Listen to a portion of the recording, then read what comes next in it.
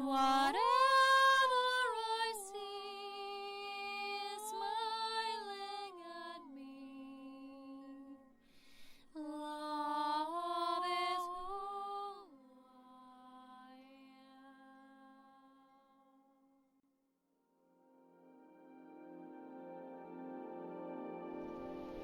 Hello there, beloved Ascension pioneers, and welcome to this short video clip here with me in my beautiful nature retreat here on my mountain beach. I know it sounds funny, mountains and beach, but there's a beautiful sacred river, very pure aquamarine color running through, and I love to sit here, do my yoga, do my meditations, and of course record these videos. So today I wish to dedicate some of the words to what does it really mean to be a steward of the new.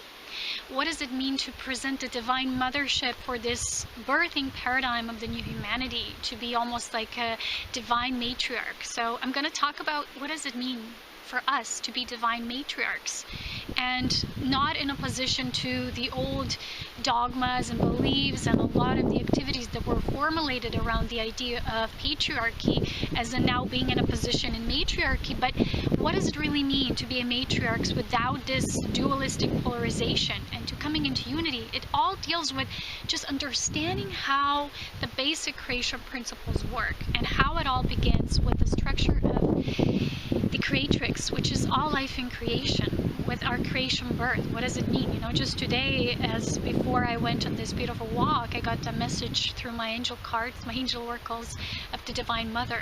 And there was a clear insight and indication, because I already yesterday wanted to do a video about this, but the weather wasn't right and things didn't align. So it was a confirmation this is really a topic to discuss here, because I know we all like to talk about the divine feminine and the return of the divine feminine, divine mother. You know, we give it different names, like the Great Mother Mary, the Queen of all Angels, or Kuan Yin in the East or in the West.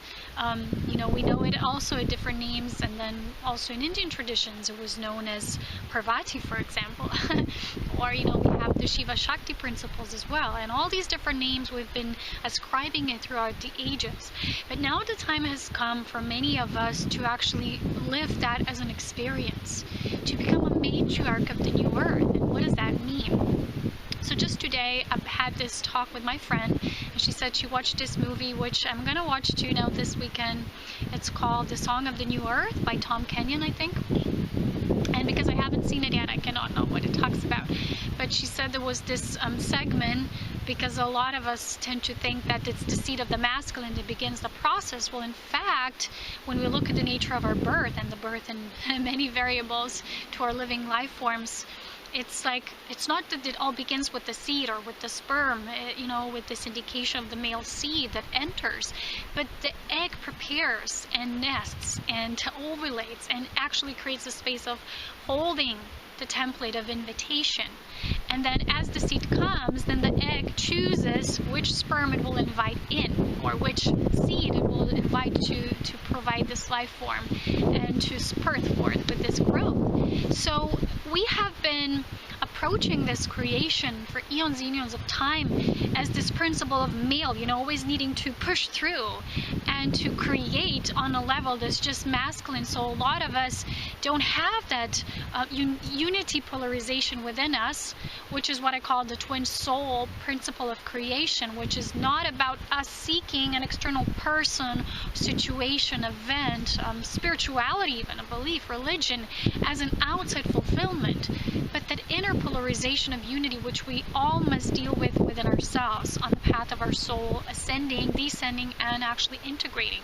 So the soul embodiment can only come through the occurrence of the natural creation principles, which without the understanding of them first, it cannot occur, because we will continuously act and experience through those filters we are still holding. And one of the filters is also, I need a soulmate to be whole, or I need a twin flame to be whole. And I've just yesterday, I'm not a fan actually of channel messages, but there was a channel message from the Pleiadians, I don't know who from, and I said, okay, you know, it invited me, and whenever there's an invitation for me, I know there's something there as a confirmation, an additional knowing, or something that I need to hear, and I follow that life force movement. So what was shared there in the video, well actually in audio, was an audio show, was that they're actually the Pleiadian Council, they're not a fan of the words twin flames. As you know, in my videos I also don't promote that because of such distortion around it. And they said the same thing, that the twin soul, that what we really believe is our integrated polarity. It's who we are. We all have divine masculine and feminine as an essence within, but we've been following this journey of how to actually live it in balance, how to embody our soul in its fullness, in its full nature of androgyny, to become these divine humans, the homo luminous, as I call them, as I call us, as a collective of these lumen souls. And a lot of people have been saying, I'm this blue-ray twin flame, luminary, whatever, you know, almost like we're reaching for the stars, you know, like, but how do we really bring it here? What is that even? You know, what do these words even mean? Anything that we cannot directly experience and explain as a direct experience, as humans, we don't have a full understanding of yet. We might have an idea, a vision, a prophecy, a knowing, and intuition. But that experience, again, is when that invitation of the divine feminine force, which invites and it pulls in all the seeds that we need to create that Garden of Eden, that lush experiences for the ripening of that seed, and then we know how to flow with it. How are we going to partner up with it? How are we going to co-create with it? So that we can decide what we will overlight with. So again, remember when I explained that ascension is actually a threefold process: awakening and ascension, descending, and then overlighting back up with that integrated essence as a part of our co-creation experience once we've mastered what that is, once we've brought it into our physical form. So that twin flame or perfect soulmate or something outside of us is that perfection which we've been seeking, was actually, like I've explained in my video about the star mission, the star origin, remembered, was that first splitting that occurred. That splitting, when the part said going into the mind, going into the heart, that first splitting of the creation forces, and on that level we all have a prime memory. No matter of the soul age we like to refer to, it's not about that. So it's about the readiness to understand and welcome that as an experience that can only come on the level of integration when we feel that this is our path. It becomes an awareness that is innate for us. It's not something we just think about. You know, I always talk about this. It's not a wishful thinking. It's not a scenario we wish to play out, but our soul will always give us the steps for the preparatory embodiment that we're ready to handle, that we're ready to master and embody at that level. So sometimes we wish to be a little ahead, we want to control and push things, or we want to even reject things that we don't feel ready for, but we are. And because of that, we're not in that flow of that creation perspective, which is that harnessing, the preparation, the holding the space, the divine chalice of light, the entering of that seed, and then choosing how will we co-create with that seed. It's a triangulation process again. If you want to go even deeper into this knowledge, go take my courses, my most affordable course, which is practically for free, as in considering that it's 5 videos in the course. It's Cosmic Convergence course. And I know the title sounds fancy, but in truth, it's just these principles explained from these various angles. And in the 5 videos, there's a lot of knowledge shared. So this is my most affordable course because I wanted to make this available to Ascension pioneers at large. But the other courses go more in depth. So this is like a preparation stage for the other courses that I later then develop. So go take a look into that if you're interested. But I want to give some more attention to what does it mean for us to become these matriarchs. You know, I've witnessed that a part of our transformation, and I can only share that from my own transformation and what I experienced myself, and what sometimes I'm shared through feedback of others, and as we share experiences. Sorry, I do need some water because time for the green life force to enter the life force stream. So, because it can only come from the experience, right? I can only share how it's been transforming through me. And this path of mastering our life force, for me, it led me to a very intrinsic knowing that everything that is outside of me was created through my life force. It's just a matter of fact whether how much aware of it I really am.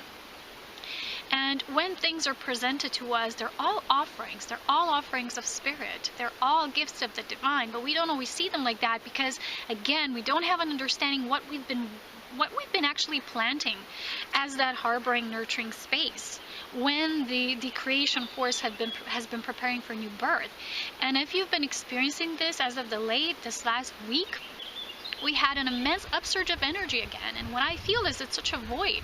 And it's like everything is preparing for this new birth. Everything is pulling us back inward. And for me, my guidance again was all about meditation and again deepening our practice, because for a lot of us we were more in the outward moving cycle for now, and a lot of the energy was masculine based energy in terms of all that we needed to establish and create as a new platform. But where we are now, a lot of us, we have already created that template. Again, it's time for that in-breath of the feminine, the divine feminine force of creation, to prepare for that new, what those seeds will be for us. And it's a choice. You know, I had this dream recently with someone, and in the dream I saw myself giving them the ring. And that dream was very symbolic, because the ring is partnership and union and bonds, you know, and intimacy. And I've been asking myself, that doesn't make sense, because usually in our traditions, you know, the guy proposes, he offers the ring of the union, the feminine either accepts or denies, and then, you know, it's how it goes, you know, the Matrix story about that. But it was about just one segment that I've seen, and actually I didn't give the ring, I returned the ring. So I made my choice. So I was shown that the feminine, no matter how many offers you're having, how many of those seeds are coming into reality, and this is in regards whether you're a man or a woman. I'm talking about the feminine within us, the divine feminine that chooses. It's always about the choices made through that space of void, through that conscious fertilization, you know, that prior to fertilization phase, and then we invite that in. However we perceive that, as events on a most, you know, trivial level, or something as a new consciousness that, you know, these bits and pieces we're receiving and we're willing to receive within ourselves. So I was actually returning, and it made sense that I was actually the one who chooses in the end. We often say, well, the guy chooses, the guy comes and approaches, but the feminine part in us chooses, because the feminine is that practical, you know, almost like the Virgo, is that practical harnessing of the awareness you have gathered, all these tools, but then you need to harness them in a practical sense. You know, in our relationships, we're not only to be dreamy and, you know, twin flame this or that, but if the levels and the physical don't match, and there's nothing solid you can create with that partnership, there's nothing in it for you, you must look at it from the practical sense as well, which is the earthly embodiment, where we are in vibration. Are we partnering up because we're in vibration alignment, or are we just fantasizing about someone being a certain something to us because we need that fulfillment, because we're, you know, I know a lot of people who are fanatically obsessed with this idea, and because I listened to that recording yesterday, it was a beautiful confirmation that from the higher realms perspective, this is not the case. We need to find that solid, pragmatic relationship with ourselves, and that will be the template for our earthly embodiment, for our vibration, that will reflect that match to us. And until we're fully clear in that, until we're fully focal in who we are, that we're not kind of like projecting that perfection onto another to feed it to us or to give it to us, or wanting to change for someone in order to have a partner, and then we're not authentic again. When we're truly clear, then we're really coming out of that divine creation principles, which is the invitation space, the holding the space, the inviting in, the seed comes, and then you make the choice. Which seed? You're going through that, and you're choosing, and then you're rippling out again. And what comes out is a birth. It's something you create. And as humans, a lot of the times, this innate knowing, which to many higher beings is already something they've mastered, but they're also representing aspects of us. This is something we're returning to again. And as masters of the matriarchal, it's not even a society, it's just the understanding that it's the life itself that invites, and then it according to what comes as that, you know, participation in that ritual, the honoring of what's coming, and then seeing, and then through respect and alignment with yourself, choosing, and then before you ripple it out and you choose what you're going to create. And this is something we're learning to master again. We're relearning basically what was once distorted here. So when this principle returns, we can become these new matriarchs of the new earth, these stewards. What we're doing is we're stewarding the new choices of those who are making them, and we're just, you know, projecting our own energy outwardly how we're doing it. We cannot do it to change another. We're not doing it to please others. We're not doing it to sustain others, because even our own self needs to be sustained through the self. I mean, the self in the physical is sustained through our spirit first. So in a relationship that is divine in its nature, not just physical, because it comes through these filters and distortions and the fulfillment of your needs and desires, which you think you cannot do or fulfill yourself, then it can really flow through that harnessing of what is for the mutual benefit and growth of the whole, and that it can sustain itself, so that relationships that we're forming are also going to be self-sustainable. And some of the attributes that we're bringing here as the matriarchs of the new earth is, you know, a lot of the times in the spiritual circles, there's a lot of talking about how it is to be spiritual. But then people do all those kind of things. They gossip, they talk about others. They're kind of like judging what's spiritual, what's not spiritual. They're trying to teach others. You know, sometimes I get emails, people trying to teach me stuff about how I do my videos. It's like none of their business. It's my path. My soul teaches me. My life, my reflections, that teaches me. You know, it's not someone else's job to assess how I do things, because it's not their life, and they don't see all the bits and pieces of why I also have this as my transition, as my always ever expanding blossoming and the becoming that I am in the physical form as well, not just the vertical, but the horizontal human being that I live through and experience through. So a lot of this now, as those of us who really feel called to be these matriarchs, when we speak to people, even if there's people who are not very aware, we need to listen to them and honor their truth, even when it comes to filters. You know, sometimes people say things to me, people I'm in personal relationships with, and they're going to say, oh, I felt hurt or rejected or this and that, and I wouldn't even be the one projecting that to them. It's because of these filters that they have as these distortions, and still they have these feelings that are valid for them. And I'm not going to be the one that's going to say to them, oh, this is not how it is in truth, is like this and this and this. The only thing I can say when I'm holding the space of the divine mothership, the stewardship for the unconditional love, is I value and honor your feelings and I respect them. But see where your work takes place within what you've, you know, created with this, with either filters or whatever you're feeling. See what you've created through that. And I need to see what I've created through my communication and my energy reverberation. So what I do is I value and honor the other, but I can only share how it is from my perspective. If they're not listening, if they're still persisting on, no, but this is how it is, you know, they're trying to project their responsibility for their feelings onto me, the only thing I can do then is just withdraw and continue to feel the love. Not teach them and baby them and mother them. Divine mothership is not about mothering through the overly caretaking that is sometimes we want to baby others because we think they're not capable of growing into their own. And a lot of the females have been doing that to the males.